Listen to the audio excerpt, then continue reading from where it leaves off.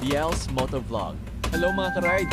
Welcome sa huling kabanata ng ating horror love story series. Mula sa isang simpleng message hanggang sa mga lihim, takot at katotohanang 5 taon nang nakabaon. Ngayon, malalaman na natin ang wakas. Simulan na natin. Episode 10, Ang Huling Message. Malakas ang ulan nang makarating ako sa lumang waiting shed. Pareho pa rin ito, tahimik, malamig, at puno ng alaala. Ito ang lugar kung saan ko huling hinintay si Angela 5 taon na ang nakalipas. At ito rin ang lugar kung saan kami muling magkikita. Habang nakatayo ako sa ilalim ng bubong, may nakita kong isang anino sa gitna ng ulan. Dahan-dahan itong lumalapit hanggang sa tumama ang liwanag ng poste sa kanyang mukha. Si Angela, buhay, totoo, at sa wakas, nasa harap ko. Pareho kaming natulala, pareho kaming nakaluha. 5 taon. 5 taon namin hinintay ang sandaling ito. Lumapit siya at mahigpit niya akong niyakap. Parang ayaw na niya akong makawalan. Parang bumalik na lahat ng nawala. Pero maya-maya, may sinabi siya. May kailangan siyang sabihin.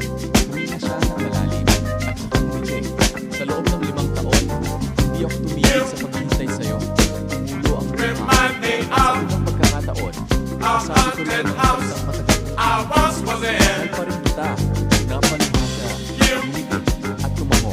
Akala ko iyon ang katapusan ng lahat. Pero biglang may tumunog na cellphone. Ang cellphone ni Angela may bagong message. Unknown sender. Nanginginig niyang binuksan ito. At pareho kaming natulala. Ang nakasulat, Mission Complete. Kasunod nito, may larawan.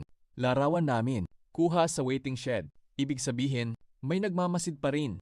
Pero sa pagkakataong ito, hindi na kami natakot. Dahil tapos na ang pagtatago. Tapos na ang pagtakbo. At tapos na ang 5 taong bangungot. Lumipas ang 1 taon. Tahimik na ang buhay. Masaya na kami. At isang gabi, habang magkasama kaming nakaupo sa parehong waiting shed, may dumating na message sa cellphone ko mula kay Angela. Katabi ko lang siya.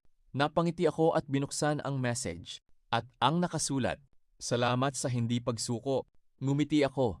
At doon ko naunawaan. Minsan, ang isang simpleng message ay kayang baguhin ang buong buhay mo. Wakas. Maraming salamat sa lahat ng sumubaybay sa Message Mula sa Nakaraan. Mula episode 1 hanggang episode 10, kung may natutunan man tayo sa kwentong ito, ang tunay na pag-ibig ay hindi nasusukat sa tagal ng paghihintay, kundi sa pagpili sa isa't isa kahit matapos ang lahat ng unos. Ito ang BL's Motovlog. Maraming salamat mga ka-ride. Peace out.